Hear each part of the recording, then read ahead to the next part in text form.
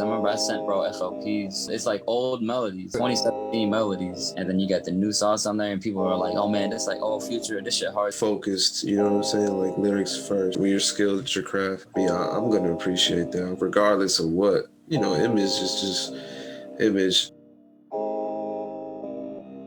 If I could just give out one general piece of advice for lo-fi: compose with frequency in mind, texture matters, and groove matters.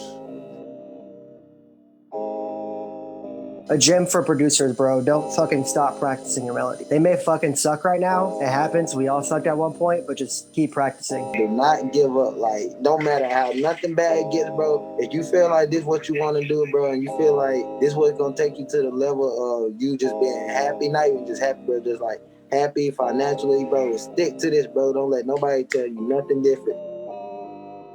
And we ride. If we get to slipping, then you know we get to slide. Riding with my brothers and we never check 1 2. Baby never saw What's up with y'all? You already know it's your boy 215 Gawd Beats, aka Streets, aka you already know this. Producer's new favorite podcast, and back for the third time ago. Let me rap with you. And I'm gonna say it 2 more times. Let me rap with you. Let me rap with you. Because we are back for season 3. Shouts out to everybody sticking through it with us through season 2. I know people are still talking to me about season 1, but we're not here to reflect on the past, especially because, you know, it was 2020. We're not here to reflect on too many of the bad times. We can reflect on the good times of the podcast, but you already know, you feel me? But, you know, let's not really get into all that. Y'all already know this podcast is sponsored by Demolaire. You know, think you dripping. You ain't dripping till you go shop with Demolaire. You know, get that smash 215 at Demolaire Shop on Instagram, DEMOLIR Shop. Y'all already know this. We done said this too many times. We are 3 seasons in saying this, you feel me? So, you know. I'm pretty sure y'all done went on the Instagram by now.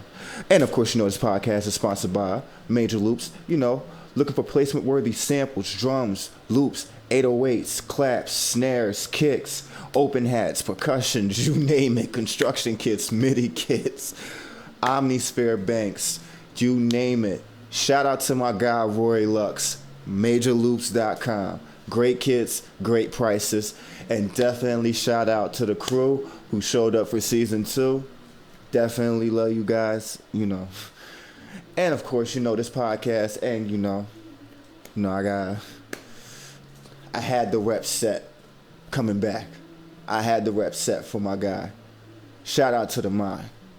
This podcast is sponsored by No Rival Shop. You already know, get my guy the mind, NoRivalShop.com, you know, mystery box, $11 tees, the Burning Peace collection, the butterfly tees, the diamond pressure tees, so many, the art collection, like it's so many pieces on there, so much. Shout out to my guy the mind. Thank you for everything you've done for the podcast ever since season 1. You know, we appreciate it, you know, for sure. So here we go.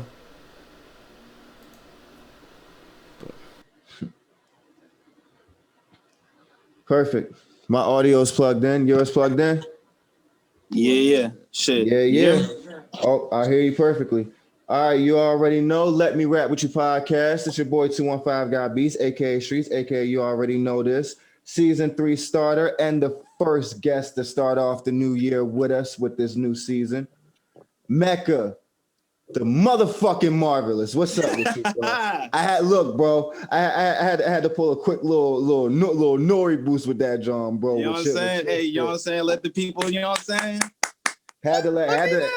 Yeah. Look, I'm going to say, look, if we got to bring the sound effects in, look, shit, I need to start getting sound effects. But first off, before we get into anything, bro, shout out to Bluff Gawd, because once again, for another season, Bluff has plugged me in with another great guest for the interview. Hey, man. Shouts out Bluff Gawd, man. He is, I can't even say much. I can't even say much about it, man. Bluff Gawd is OG, bro. For sure. This guy just so many people talk about this nigga. It's like, and nobody never see him. That'd be the funny part. That'd be the funny part. Everybody, we all talk about him, but nobody never sees this nigga. Bro, listen, cuz I met Bluff Gawd when I was like 17, 18, cuz. Before we did this project, cuz I probably seen him maybe like 5 times. Like probably 5. We used to work at the same studio, bruh. So it's like, how the fuck? You hear me? Some goody mob shit. Fucking don't see niggas for years and shit. Yo, that's crazy. And Man, Bluff is a ghost, bruh. But fuck with my boy though. what I'm getting ready to say, he probably gonna wind up texting me while we doing this shit too. But before we even get into the Marvelous project that you and Bluff actually created, I want to actually trace back to the beginning, and start from the upbringing, the usual how I do it. My guess, how you started off, where you came from, the city you repping. I'm gonna let you tell the story better than I can. Type shit. Okay, so I'm Mecca Tha Marvelous. You know what I'm saying? I'm from the west side of Jacksonville, Florida, Duval County. Hey, you did that. That wasn't me. I ain't do that this time. You feel me? Mm-hmm.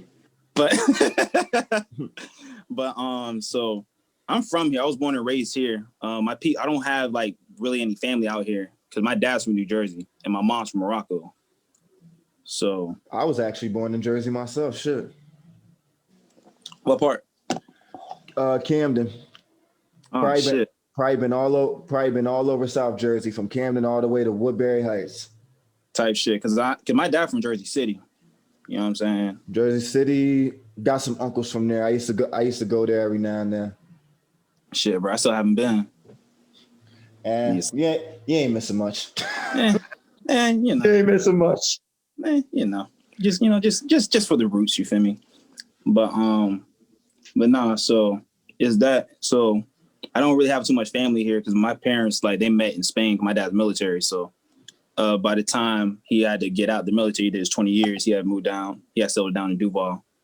So it was that. But I've been around music my entire life for real. Like my dad was real big in the Jersey house, and my oldest brother, because I'm the youngest of 6 kids, like my oldest brother was really into like the underground shit. So when Adult Swing came on, like he was super in tune to like Flying Lotuses, MF Doom, God bless his soul. You feel me? Jay Dilla, Madlib, people like that. And then he was also really in tune with the blog era shit. So everyone from Cool Kids, Currency, Big Sean, Little Brother, Fonte, Sky Zoo, everything like that. As well as because, you know what I'm saying, born and raised in Duval County, like we played a shit ton of T.I., Jeezy, Ludacris. You know what I'm saying? I wasn't big on Gucci, but everyone else around me was big on Gucci. The whole shit. So I kind of got a good little bit of everything with that. Yeah, definitely. Bobo and me probably the kindred spirit, because like that's all the shit I was doing, like underground shit, like Cool Kids, fucking Kids These Days, shit like that, like the shit that most people wouldn't even know about. Like that was all the type of shit I was on, like boot camp click. You know what I'm saying? Shit like that. Shit. Even going back, Gym Class Heroes and shit. Gym Class Heroes had some shit. Yo, I have not heard that name in some time. What the hell happened to them? Shit, I don't know. I think one of the motherfuckers, the rapper of the group, I think he's related to Tiger or some shit like that. Wow, that's crazy. Yeah, man. But that was my shit. You know what I'm saying? So, man. And then like first time like ever getting into a studio or ever like approaching the microphone, what was that experience like? So I mean, shit. I started rapping when I was like 10, 11, but I've been recording motherfuckers my entire life, damn near. I've been recording people since age 11, 12. Like I was the only person in the hood that had a computer and shitty ass desktop microphone. So hey. I was recording people in my mom's garage, like my mom's backyard and shit. But that's just like, you know what I'm saying, regular shit. The first time I stepped into a studio, I was a junior in high school. There's this cat named Jacob, I think it's Jacob Toma. And he was cool. His older brother used to roommate with this cat who owned Precision Sound Studios over in Jacksonville, Art Museum Drive. And he was talking about it for a minute, ever since I met him freshman year. And he just invited me over to check it out. And you know what I'm saying? First time I left the West Side to actually go somewhere, you know what I'm saying? So we drove to Norwood at Precision Sound where it was at. And I just played a shit ton of beats. And they really fucked with me. So they kind of brought me along. Wow. That's crazy. So, like you said, recording people your whole life. Cause like that was kind of my same situation too. I started writing at 9. I went into a studio when I was probably, I'm going to say maybe 12, 13. But at a certain point, I got tired of waiting on people. I got tired of like, it was like to where I was waiting 2 months just to get a song because we literally had 15, 20 artists in the studio probably every day. So yeah, oh yeah. I was probably like 13. I'm going to say I was 13. Yeah, my cousin, his homie had signed me to his crew. Everybody like 18, 17, 19. I'm the youngest, like 13 in the crew, only because I could flow. But everybody had so many songs going through in and out. Like I'm literally sitting there, studio nights, motherfuckers busting out like 10, 15 songs. And then like I probably bust out one. So it's like I got tired of waiting. And then that, like you said, right in my mama house, I'm bringing homies. The crazy thing is, shit, look, Mom Duke's gonna kill me if she hear this episode. But like you said, like just having everybody come to my crib, like motherfuckers like busting traps, like in and out the house, and then like they bringing me the money to engineer and shit. And this is before I could even mix and shit. Like shit, that was the times though. Hey man, that's what build character, and that was build work ethic for real though. You know what I'm saying? Oh yeah, and then especially the environment that I was in, motherfuckers ain't take shit lightly. So it's like I had to make best with what I had. No, I definitely feel that. You know what I'm saying? But you had explained, some of the influences you have gotten off of your brother when you had started like scouting into music and really started like getting into your passion. What were some of the main influences that you really took to heart, without anybody like being around you to influence it? Oh shit. So I mean, currency is definitely one of my biggest ones. Like I'm sorry. You know what I'm saying? Like Just for life, baby. I had to. Jet life, baby. You know what I'm saying? Like, I mean, even though my brother introduced me to most of the music, like I kind of gravitated to, it's just because after 13, I started listening to shit for like myself, for real. Like, because the first rapper I really attached myself to was Lupe Fiasco. You know what I'm saying? Like, wow. Because it was a song. I think it was like Gold Watch. It was on the Cool, and he was just talking about nerdy ass shit. Like, yeah, nigga, I like Street Fighter. Nigga, I hate Blanca. Nigga, I like Goyard bags. I like Green Mountain Ladies. Like, what the fuck are we talking about? You know what I'm saying? So I was, right. You know what I'm saying? Because I like weird shit. Like, weird shit. You know what I'm saying? Like, I still watch anime and shit. You know what I'm saying? My dad's a comic book nerd. You know what I'm saying? So I really like a lot of the nerdy culture type shit. So that song kind of sparked it. Like I said, I'm gonna keep it a bug with you. I'm a grown ass child, bro. I'm gonna keep it a bug with you. Ain't nothing wrong. You just a grown ass kid. I got no shame in the game. I got people who know me since day one. They'll tell you like that nigga will never grow the fuck up. He gonna get money, but he ain't never gonna grow the fuck up. Bro, come on, bro. I still gotta watch Gumball on TV, bro. I still got cable. I still gotta watch Gumball. You know what I'm saying? I would not be surprised if the wifey is watching Gumball on TV right now. Wouldn't be surprised. Hey, listen, man, that's a beautiful thing. That is a beautiful thing. You hear me? So, you know what I'm saying? So, man, that's crazy. Like, honestly, I'll say it like this. I wouldn't say the stuff that we like is not really weird shit because a lot of these mainstream, popular rappers, they're actually, they're going off the nostalgia swag now. So it's like the shit that niggas used to say it was weird. Like, trust me. I already know, bro. Bro, listen, bro. Niggas used to get clowned for watching fucking Dragon Ball Z and all the other shit. Not A1, bro. I'm not with that shit. Man, I'm not with that shit. Motherfuckers used to get clowned for that shit. Now rappers is getting endorsement deals with gamers and Twitch and all that. So it's like, you know what I'm saying? The shooter flipped the other foot. Like, dang it, I always forget how to say her name. Quavo, please don't kill me. Saweetie. Yeah, Saweetie. Quavo, please don't kill me. But she did a sponsorship with Xbox. Really? I ain't see that shit. Oh no. Yeah, it was like an icy Xbox fight. Like I would have to really look back and see it. I caught my eye to it, but like I said, and I'm not I'm not really a fan of her music, but I'm a person that respects moves. Like I'm not a hater. Like when you making moves, you making moves. There's nothing biased to that. Like you feel me? You know what And I'm saying?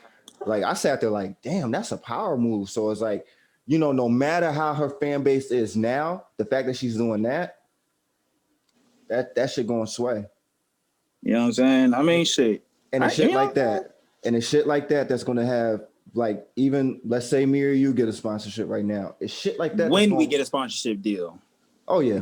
Well, come on, man. You know how this go, man. I mean, I already got sponsors, but like I always look at more, you know. And my mom always taught me no ifs, but yeah, like when every creative I know will wind up getting a sponsor, it's shit like that that's gonna keep going for them. Like for me with the podcast, like shout out to my sponsor, No Rivals. I repped them with everything. Like if it weren't for them, this podcast wouldn't be what it was. So. Like it's shit like that. It's like the weird stuff. Like I'll say it like this. People think that, you know, shit like anime and stuff like that is weird. A lot of people don't know that's what influenced a lot of the hip hop culture. Wu-Tang. Shit. Niggas were sampling goddamn 5 Deadly Venoms and all the other shit. Crippled Avengers, all that shit. Come on, man. That's why I said, like, I usually when people try to say that shit weird, I always shut that factor down because it's like, nah, the shit that you call weird, some of the favorite rappers you looked up to was influenced by that shit, and some of the favorite. That's how I look at it. I mean, bro. Plus, that when you really think about it, like most rappers, like at least the motherfuckers who actually write for real, like nigga, you know how nerdy you have to be to give a fuck about internal rhyme schemes and multi-syllables schemes of putting this shit. Like that's some nerdy ass shit. That's why the Migos is so smart because people don't know the Migos are fucking gamers. They've always been fucking gamers. I seen a video fucking what's his name? Takeoff was playing Minecraft and so I'm sitting here like, is this nigga really damn son? I'm like, is this nigga really playing? Yo, I cannot chill with you. Like they will be fucking my head up or some shit like y'all playing Minecraft. But that's the shit that I fuck with. And speaking, you know what? And we're speaking on this topic, and I literally just got done playing the song before I literally sent you the link for the call and shit. I was listening to it while I was doing the intro segment, and you know, Marvel versus Capcom. Yes, sir. I'm gonna have to say before we even really get into the details about how this project with you and Bluff came about, I have to know how Marvel versus Capcom came about first because I'm gonna first of all. Yeah, look, first of all, I'm going to say it like this. Anybody who going to play that album today, Marvel versus Capcom, please play that song first. Please play that song. Like, please get that vibe up before you start hearing that real shit. Because like I said, look, I look, the real shit on there too, but Marvel versus Capcom, that was like, okay. Oh, man, appreciate it, man. Shit. I mean, so that's all Bluff. Let's get that out the way. So I think that was maybe the last song I recorded before I got the features. Bluff Gawd sent me that beat because we did this tape maybe a month, to be honest. But he had sent me that beat. He was like, yeah, like I want this beat on the project. So I was trying to fuck with it, but nothing just came to me. You know what I'm saying? Like I tried to freestyle to it, couldn't catch a vibe to it. So Bluff Gawd had a verse to it. And we was in the studio, same studio right here, different room. But I came down. It was like me. It was my homeboy P-Ro, Honey Bree, her boy. He had brought a cat from Georgia down with him. And he just pulled up. He just laid his verse down real fast. And he was like, all right, bet I'm out. Didn't stay for no more than 20, 30 minutes. Laid the verse down in 10 minutes, whatever. So then when because he sent me a video. He sent me a video that night. He stayed for only 20 minutes. Look, here's what happened, cause I told him, yo, pull up to the studio. You know what I'm saying? Oh God. Cause I told him, yo, pull up to the studio. Cause he said he had the verse. I'm like, all right, bet I'm here till whenever the fuck. Pull up. Was this that night when he bought those tacos and shit? Nah. I don't think it was that night. I'm gonna say. I don't think it was that one. Yeah, I'm gonna say, because he told me all the nights he had the session. So I'm thinking, was this that night or a different night? Nah, so he had pulled up. I think it was like maybe like 9 o'clock. No, it had to be 8 o'clock because he had smoked outside, and then he was like, "Bro, I had to get a cake for my daughter's birthday or something like that. Her birthday was coming up. He had to go to Publix real quick. He literally slid to Publix, got the cake, came back, recorded the verse. He was like, "Bro, I gotta go. The cake's gonna melt," and he just slid out just like that. You know what I'm saying? Like he stayed for a little bit after we recorded it, because after we recorded it, we went outside and we were just freestyling, because that's me. I'm a freestyler. I like to rap. So if we not recording shit, I'm gonna take your ass outside. We just gonna freestyle, catch a vibe, whatever. You know what I'm saying? Keep the vibe going for the night. So he didn't freestyle himself, but he was there. Like he was witnessing everything, and then he was like, "Yo, I gotta go back to the house because this cake's gonna melt," and he just slid out. And so I had to do a bunch of other shit in the studio, you know what I'm saying? Studio responsibilities with artists and, you know what I'm saying, people run this motherfucker. So, but it was the owner who came in and I played on the verse and we got stepped outside. We were just politicking or whatever. And I just started writing some shit in my head. I just started just coming up with, you know what I'm saying? Whatever. And then 10 minutes after that, boom. You feel me? Wow. And actually, speaking of that, because a lot of the podcast fans, you know, they know that I deal with a lot of people who actually have studio experience, because a lot of people I know, they're still bedroom producers, and you know, some of them are still trying to get their growth.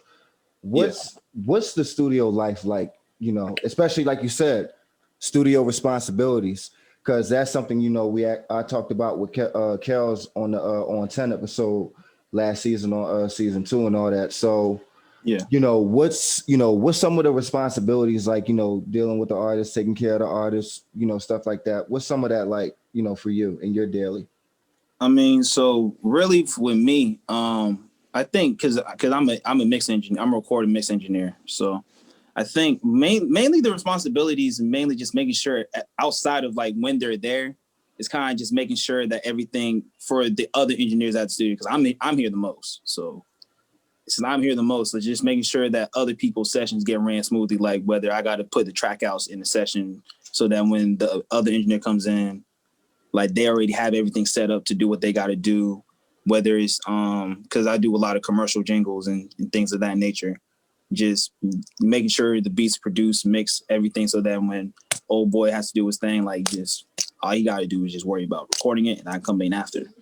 Is that making sure the studio's clean, making sure, you know what I'm saying, it's an inviting environment, whether it's like just it smells nice, there's not no shit on the floor, you know, all the wires or everything, you know what I'm saying? Just making sure it's a cleanly experience for people to come in at, you know what I'm saying? Just keeping that intact.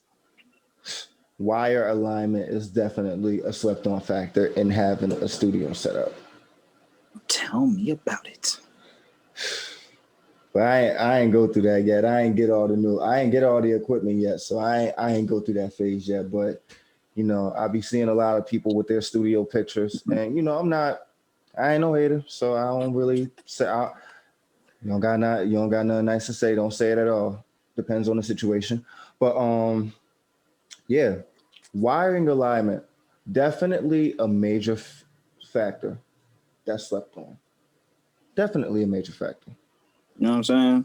People don't know that wire alignment actually helps the stuff run better. Definitely, bro.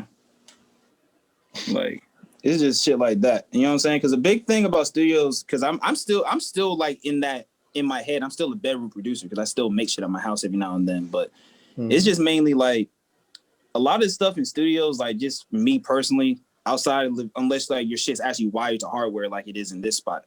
A lot of that shit really just decoration. You know what I'm saying? Like, it's all for sure. You know what I'm saying? But even with decorations, like the decorations look like shit or everything around it isn't, you know what I'm saying, aesthetically pleasing. Like a motherfucker gonna question you about your shit. Like I had a session at this other spot and you know what I'm saying? It's not the best looking spot, but it's, you know what I'm saying? We do our shit over there. You know what I'm saying? So I don't know if this cat, I know this cat, I met him, but when he came in, he was just like, yo, like, you really know what the fuck you doing? You sizing me up and down, like, just because of the environment, you know what I'm saying? So, you know what I'm saying? I had to let him know type, like, yeah, bro, I've been doing this for X amount of time, bro. Like, I got you. For sure.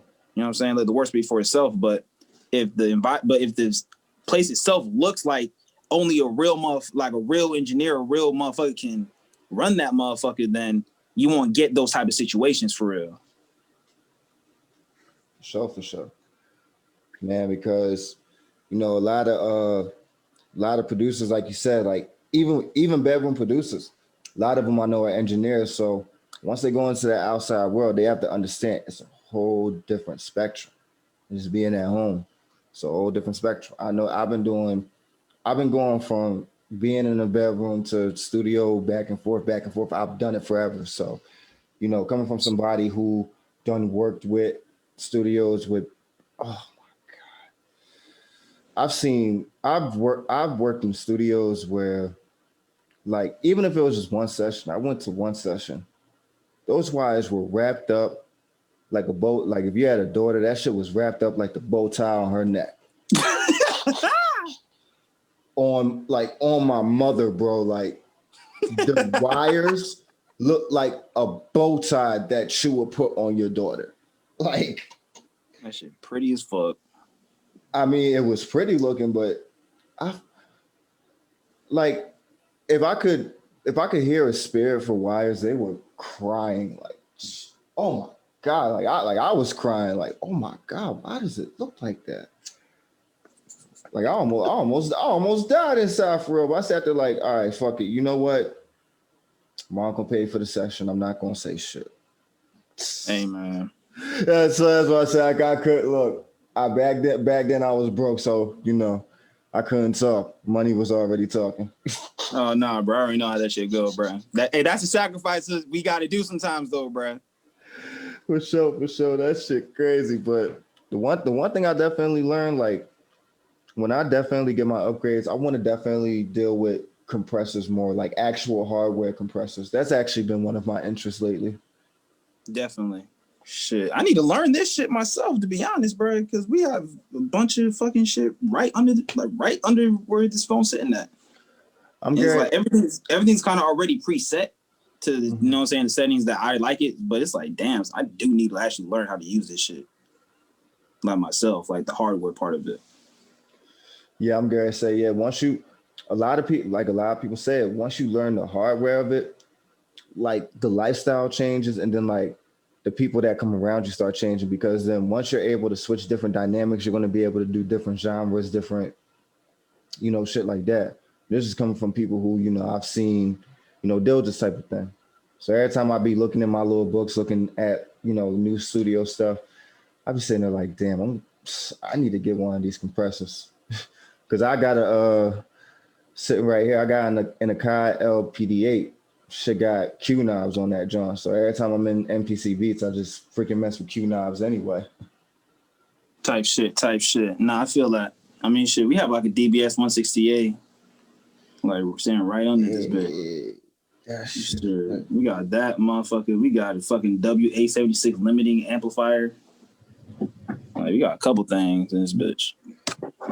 Well, speaking of, some of the work that you've had, like being in, whether it's that studio or other studios you've dealt with, what was some of the work that you've done with people that you've been proud of? Shit, it's crazy because a lot of the stuff I've done it hasn't come out yet. But I think I produced a song for that Project Young had featured on. It was my homeboy LB Lick Boss. I think it was like a Titty Pennant. I forgot what sample that shit was, but I did that bit when I was like 18 years old.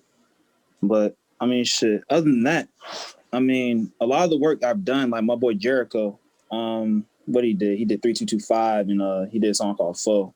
He had a little label situation for a little bit, but it's the songs after the label situation that happened that I'm most proud of, just because, you feel me? That's my friend for real. I've known old boy since I was like 14 years old, and just to see him get that label situation and then seeing that fall through, and he's making the shit that he actually wants to make. You know what I'm saying? And me just getting a chance to bless it. You know what I'm saying? That's shit like that's what I'm most proud of.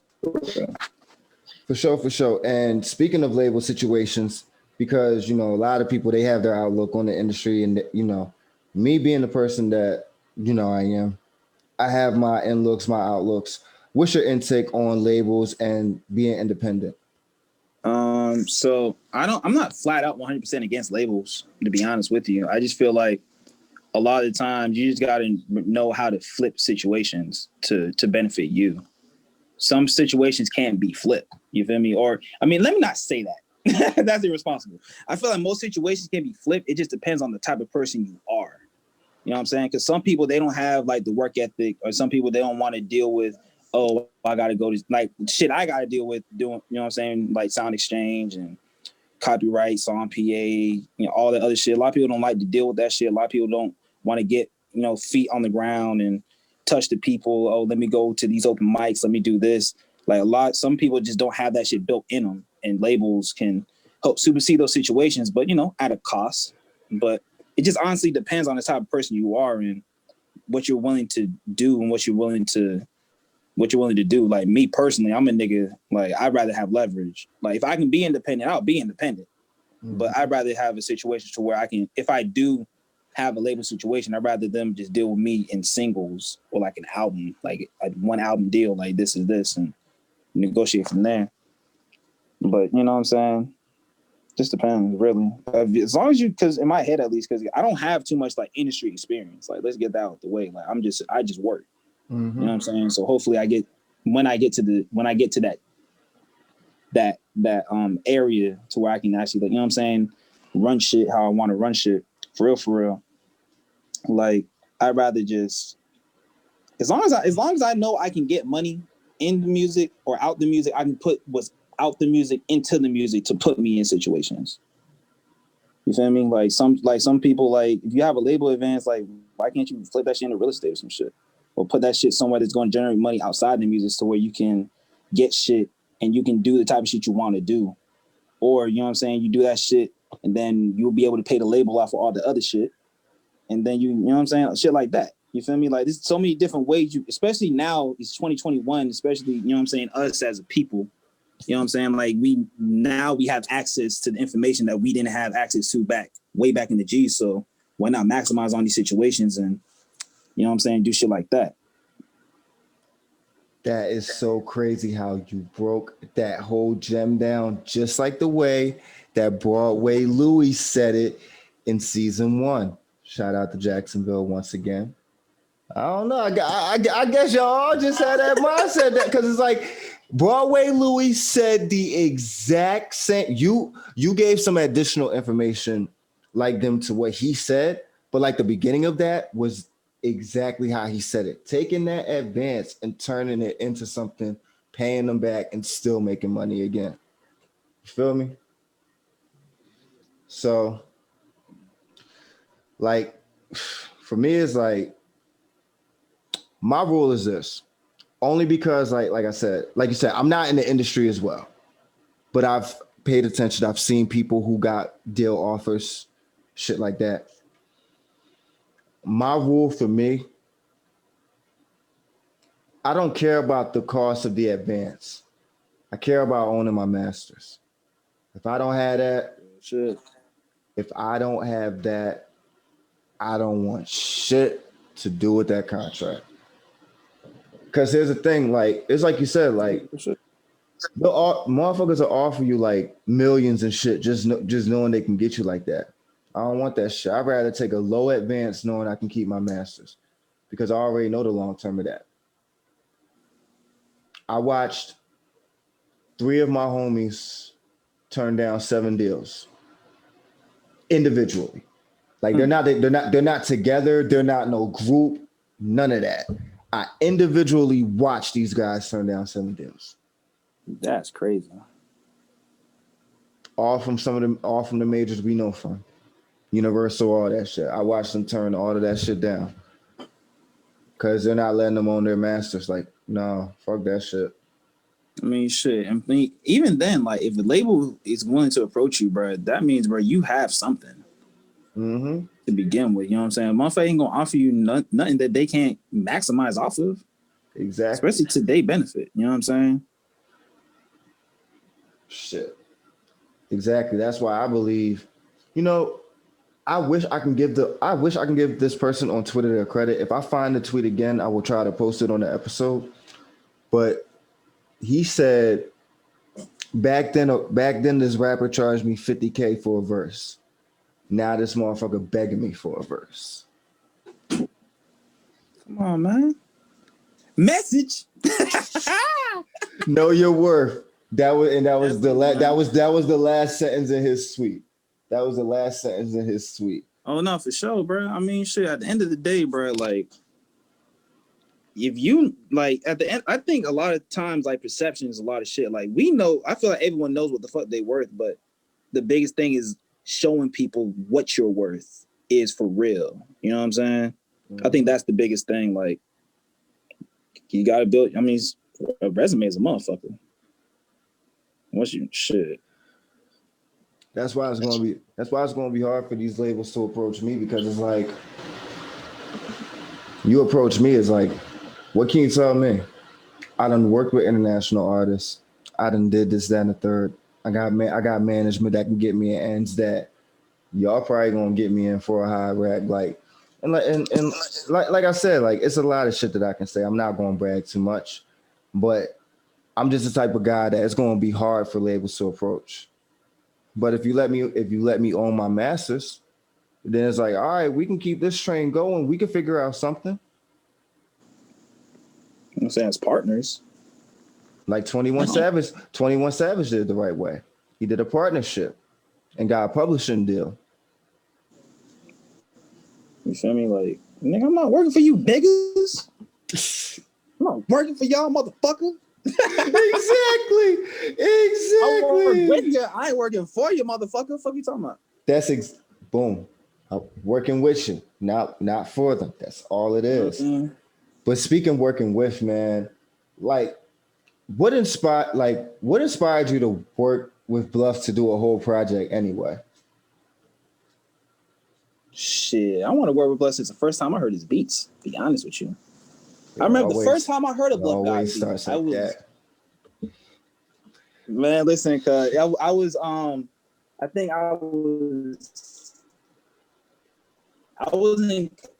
college. I was in college for a semester. I was a part of a program called Europe. I was supposed to be working in like Bank of America and all that other shit. My OG Bo, he was the brother of the person who owned the studio that I eventually met Bluff in. But they had just moved location, so he would take me from downtown over to the south side. And he was playing like his brother's shit, and there's this one song called Coach. I don't know, Bo, if Bluff remembers that song or that beat or whatever. This like 2017. I was like, bro, what beat is this, bro? This shit fire, nigga. He was like, yo, I think that's Bluff Gawd. I ain't meet Bluff till like a year later, but when I met Bluff, like Bluff was just cool. You know what I'm saying? I think he had like a situation with one of his partners, and they had a room in the studio or whatever. So me and all the other producers like Mike Lowe and Dion made the beat and all these other people who was at the studio at the time, like we used to always fuck with Bluff. But I just kept that connection because I always liked this shit. So truthfully, me and Bluff was supposed to do a project maybe last year, 2019, some shit like that. Or it was either 2019 or like the summer of this year or some shit. My frame of time is like fucked up. I just want you to know that right now. But but set this off like it did was he just put a post on Facebook and it was like, I want to do a collab project with somebody for the year ends. And this was in like October. So I'm like, I inboxed him the peeping eyes because I peeped what you said and I'm ready this time. And I'm going to keep it out. If you really want to keep it out, if you want me to keep it honest, because like I said, you know, me and Bluff, we talk personally, and this was in a group chat, so nobody don't know about this but me. He was talking about doing a project with you because this is January. Like, he was talking about doing a project with you, like, in the summertime last year, like May, June, July, some shit. Hey, man. Shit, because me and Bluff Gawd always had a good relationship. Like, because the type of person I am, I'm not a person that talks to people every day just because I just can't do it. I'm not the biggest social butterfly, but me and Bluff Gawd was supposed to be getting a business together, do studio shit. Like, we supposed to be doing a lot of shit like that just because, you know what I'm saying? Like, I always, like, Bluff Gawd was doing a lot of my cover art for a while, and I would always send people his way. You You know what I'm saying? So me and Bluff, I always brought business to him, whether it was artists wanting a beat, cover art, whatever. We always had a good like working relationship. If Bluff already ordained this bitch before I hit him up, bro, hey, bro, God is marvelous, motherfucker. You hear me? So. Oh yeah, for sure. Because I always wanted to work with Bluff Gawd. Like Bluff Gawd would literally always just send beats, bro. Like he would email blast everybody. There was a point in time he did that shit every other day for like 3 months straight, bro. Just beats. Like, hey, yo, you like this beat? Hit me up. Like, bro, I listen to them motherfuckers. I ain't gonna sit here just send people beats and I'm not finna listen to them. For sure. You feel me? So I was listening to motherfuckers. Because at first, when we were going to do the project, I was going to take the beats he sent me. I was going to do it like that. But it was one of these times, because at the one of the studios I work at, we do production nights where I just invite a shit ton of producers and we just vibe out all night. So he had came to one of those. So he I guess he was fucking with the vibe of it, I guess. So it was one of the nights in this very room. He got pulled up and he was just playing beats for like an hour and a half. And then after that, he just left me 40 beats on my hard drive and said, all right, this is your project. Pick which ones you want. And he left. And so I had a couple things to work with. Like, I know Marvel's Capcom, he sent me that personally. And Bottomless Mimosas, I think Bottomless Mimosas came from the production night. I had chopped up the sample for that one. But Bluff Gawd did everything else. Like, he added all the drums and all the other shit. I see why he calls himself like he has a drum kit called Ghxst. I see why he named it that. Bruh, listen, bruh. I remember I seen a tweet, bruh. It was a motherfucker. He said, bruh, Bluff is the only person I could live next to for the last 3 years and only see him one time a year. I swear to God, I'm trying to remember who said. I remember that post. It was either Broadway or fucking. It wasn't Broadway. I know it wasn't Broadway. It was somebody else.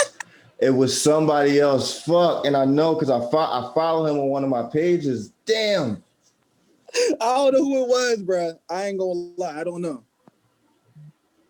I'm gonna find out. But literally, bro, when I tell you, bro, Bluff Gawd is one of those motherfuckers. It's just, if you don't know him, like, I'll tell you a story, cuz.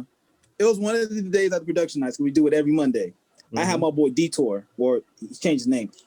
You Found Self. He was there.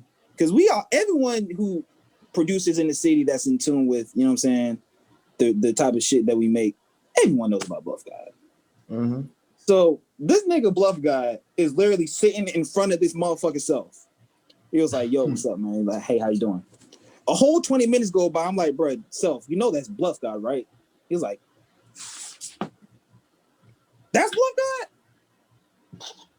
Like, bro, no one knows this motherfucker, but everyone knows this motherfucker, bro. If I'm lying, my mama a bitch, bro. I'm being dead ass serious. Hey, bro, look, that's just what it is. God is marvelous.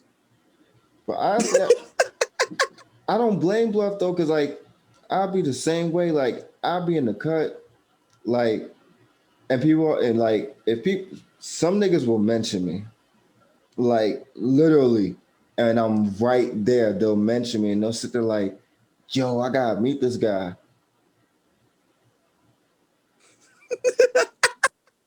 And then me and my homie will just look at each other first before we say something. Like, nigga, go ahead and hit him with the like, wait, that's him? You talking like that's him? He look like don't worry about it, bro. You just caught me on an off day or in my pajamas. Off in day. his pajamas though. Oh, bro. I said it. I think I said it in one of my old songs. I said, damn it. I literally said that in a rap. I really can't remember it. Like, oh yeah.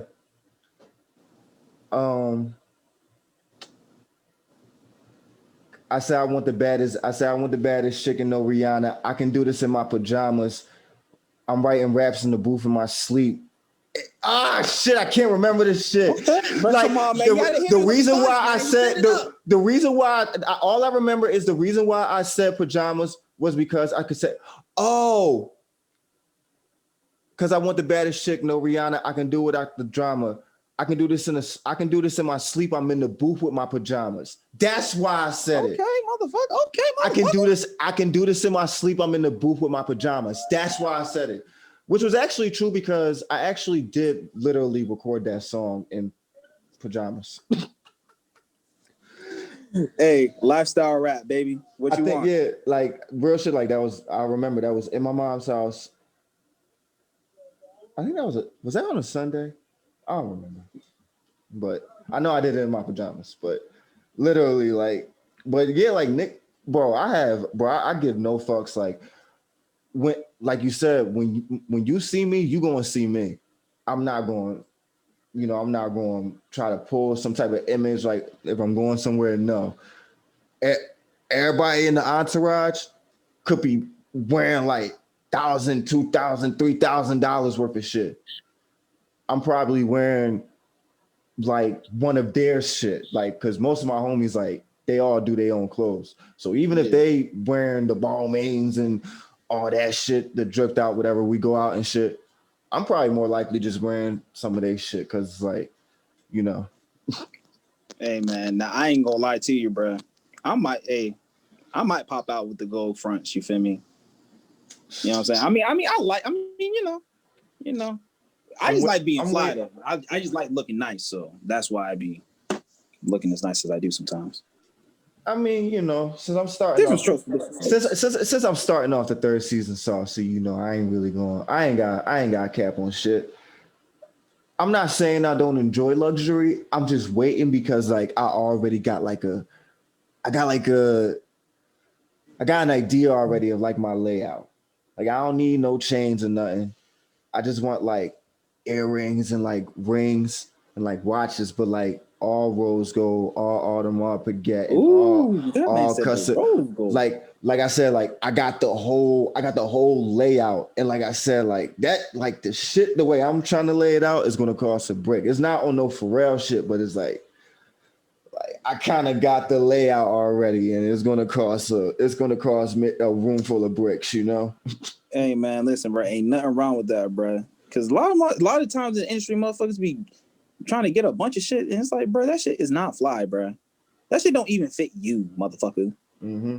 You a size small. Why you wearing this triple XL, bro? This ain't 2002 no more, bro. Stop it. You feel me? But I mean, shit.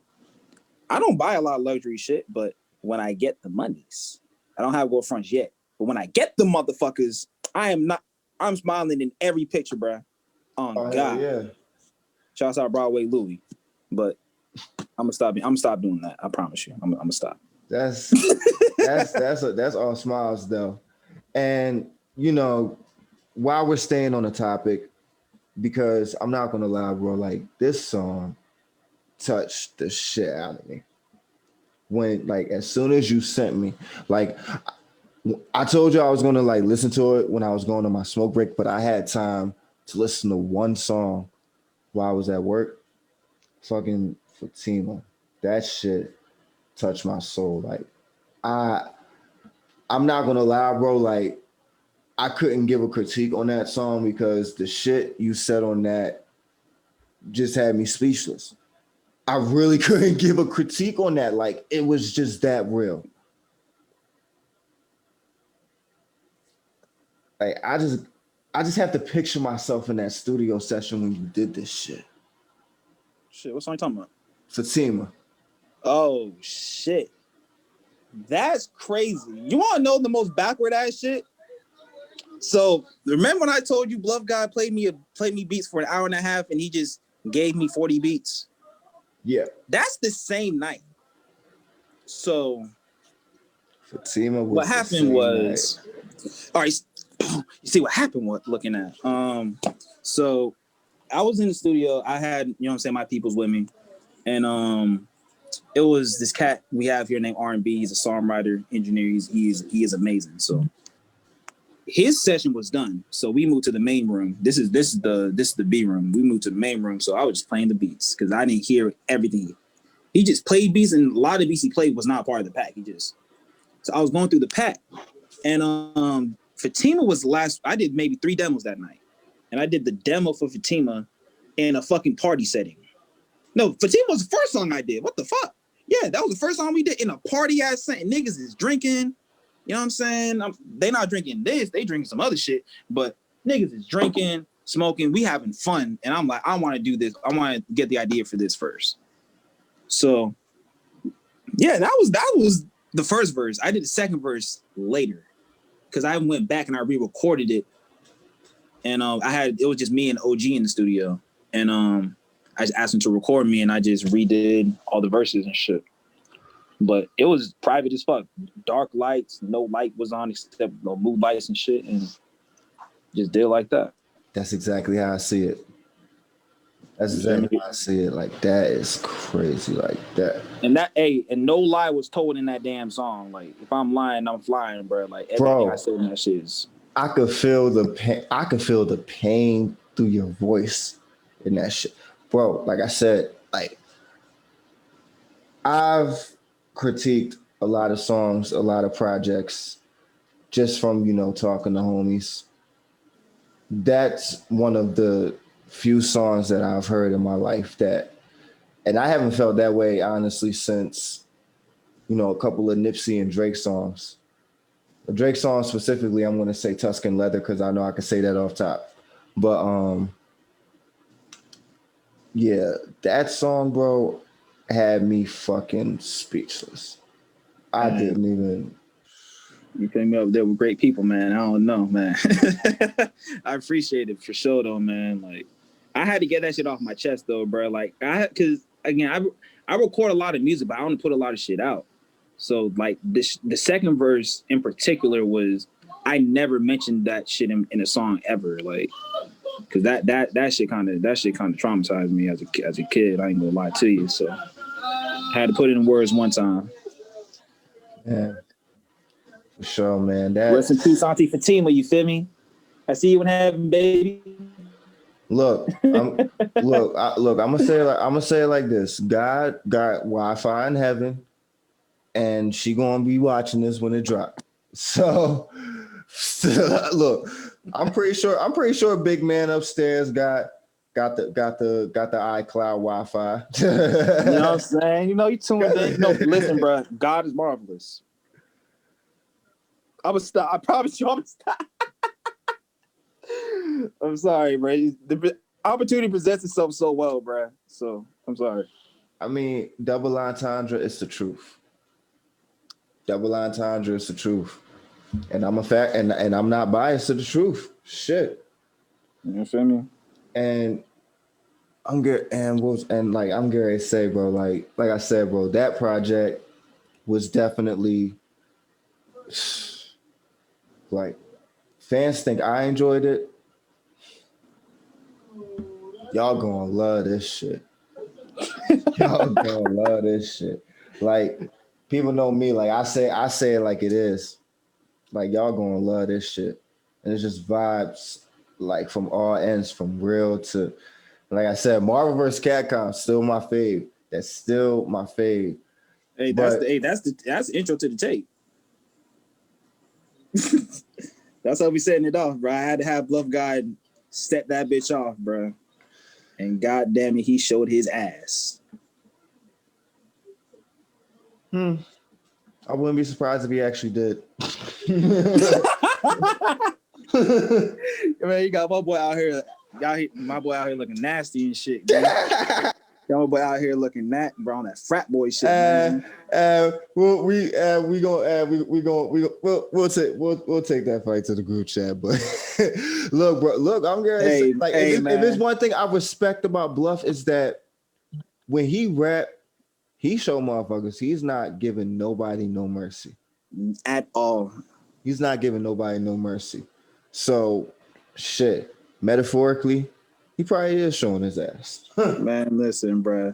I remember when Bluff Gawd sent me the Disco Devil EP right before it dropped, bruh. Bruh. Cause I've always listened to Bluff Gawd. Like cause I wanted Bluff Gawd's verse on that bitch. I would not have dropped this project if I didn't get a Bluff Gawd verse. I actually I co-produced on Disco Devil, one of the songs. Shit. Which one? No, it was one song. I want to go to the exact track list so I don't get it misconstrued. So the track list is part 1, part 2, Curtis, Disco Devil demo, Devil May Cry demo, and Bluff finally gets away with it. I co-produced the Disco Devil demo. The one with the like the I don't Bruh, that's the one. That's the one. Yeah. That's the one. Hey, yo. Look, okay. So here's what the fuck happened. Here's what. All right. So since you giving me all the stories. Set the pitch. Set the scene for me, baby. Set the scene. So here's what the fuck happened. We were like Bluff. We had just gotten like some people together. He had just gotten the guitar, and he had recorded like a bass line, and I think Stefan did it. Had a sample that went perfect with the drums. Bluff sent me the stems, and like it took me forever. I'm not even gonna lie, because I was going through shit. I was getting fried, but by the time I finally got to it and I heard this shit, like even I played that shit loud as hell. Like honestly, where I'm sitting at now, like I'm in a 3-bedroom joint. This was back when I was in my 1-bedroom apartment with my girl, and I played that shit like out loud, like through the whole joint, through the whole complex. I played that sample out loud. My girl was like, "You gotta do something to that." I said, "I'm about to." I did all the drums on it, the snares, the hi-hats, the kicks. I did all that, and I let the guys do the rest. Shit. After that, I said, 47. I'm not gonna lie, like he sent it to me way before the project dropped. I said, "Bro, you shouldn't have sent this to me." I'm leaking that motherfucker. I'm playing. Because like I never wanted to leak a song so bad in my life. I never wanted to leak a song so bad in my damn life. Like I'm sitting there like, Lord, give me the strength to not leak this shit. Cause like when I heard my drums on that shit, I'm like, and then oh my God, like he fucking yo. Between that and Curtis, I couldn't choose what was the best song on there. I didn't even co-produce Curtis, but that was still one of my favorite songs on there. Like, man, bro, like that Disco Devil. Bro, I want Bluff to drop more music, bro. I know he is, but I want to hear more of that shit, bro. Bluff is so talented, bro. It's like, because again, everyone knows as a producer, Bluff is that motherfucker. Like, he ain't to be fucked with. You know what I'm saying? But just as a rapper, bro, it's just his delivery, like how he chooses how to say certain shit is just like, it's not a lot of motherfuckers that do shit like that, and he do that shit effortless. Mm-hmm. Even if it's just a small feature on a project that he co-produces, like, and this is what I say, because like I was a Bluff Gawd fan before I even knew him. Like, and it's crazy because like I had one of his kits before I even knew him. Shout out to Producer Grind. But when I'm trying to remember this shit, like I'm gonna feel sorry for the future fans, like the fans that's gonna come later when Bluff finally do it. I'm gonna tell you why I feel sorry. You know how much work y'all gonna have to catch up on, bruh. Like me, I got probably. I'm 27. I probably got 14 years of work. Bluff probably got a bigger catalog than me. Oh my God, bruh. I can't wait for the day, bruh, that Bluff gets to show everyone he's fucking Bluff Gawd, bro.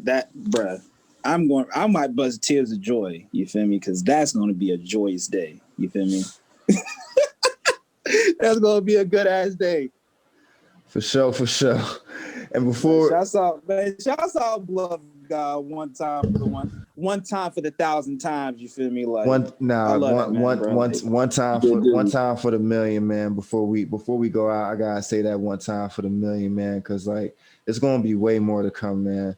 But before we, exit out, I always ask these last two questions. Since we in 2021, what's up? Since we're in 2021 now, I can't ask this question for the next year. What are your plans for the rest of the year? My plans for the rest of the year. All right, I'm gonna stop being an asshole. But shit. So Bluff Gawd take, definitely. You know what I'm saying? Should be out today. Stream that shit. You feel me? We're gonna have some cool shit. Shit. Really just I have my own shit. I'm working with a lot of motherfuckers. You know what I'm saying? Like close friends of mine. We all put in our projects. I'm engineering the shit. I'm producing on it. I'm producing the whole shit. Executive producing a whole bunch of shit. So a lot of shit like that, man. So definitely that. I know I want to travel more. I'm going to travel more. Let's say that. I don't really leave Jacksonville, Florida. So this year, this COVID shit. Hey man, I don't know how it is over there, but in Florida, we thugging. It's not okay. That's irresponsible. Let me just say that off top. That we are a very irresponsible state, but y'all know that. I mean, I say it like this. I mean, I got my mask, but motherfuckers is thugging out here too. So, I just try to play it as safe as I can. But so the last question I always ask for the podcast, if you can give any creative one gem so matter of fact, I always like to break it down. I like to break down the question because it's easier. Yeah, that question seems like it's loaded. Yeah, and hypothetical theory. Let's say any Let Me Rap With You podcast fan was able to walk into that studio with you right now. Before they walk out, if you can give them one final gem, what would you tell them? Rehearse before you get to the damn studio. Rehearse before you get to the damn studio, damn it. Preach. Listen, man, I record a lot of young people. I'm young as fuck. I'm 21. So I record a lot of young people. When I tell you, bro, people be coming to the studio, mind you, I know I work with some people who can make songs, never heard a beat, never rap, never wrote it. They can do a song in 20 minutes. That's cool. That's fine. A lot of people I record, they take them 2 hours to get a verse. Bro, listen, bro. As an engineer, bro, if y'all are listening, bro, don't waste your damn money, bro. Because at the end of the day, I'm going to take your damn money. I'm going to. I have to. You pay for the damn time. I don't want to take your money if you ain't come out with shit, but I got to do it. You feel me? So fucking just rehearse and practice and make sure you are maximizing on the amount of time that you're paying for in the studio. You feel me? Because if you paying me $400 to do this shit for this amount of time, time's up. I'm not going to want to take your shit, but I kind of have to. You feel me? So just maximize the amount of studio time and just prioritize, man. Just prioritize what you're doing while you're here. You feel me? The studio is a great vibe when it's good people and, you know what I'm saying, work's being done, but please maximize on the amount of time because you are paying for that shit. You know what I'm saying? And the money that you could be wasting, you could be using it for other shit, like getting a videographer to shoot a video, paying for advertising, doing marketing shit, doing shit for merch to get your shit back. You know what I'm saying? Like a little bit faster. Like there's a bunch of shit you can be doing with your money than wasting it at the damn studio. And I'm gonna take that shit and I'm gonna be sad and spending it on Arizona iced teas. You feel me? Like Kiwi strawberry, to be specific, for me. Hey, that's why I fuck with you. See, exactly. But y'all already know. And I'm actually about to see if they got one at the Chinese store, but right before I go to sleep real quick. But y'all already know. Appreciate the fans.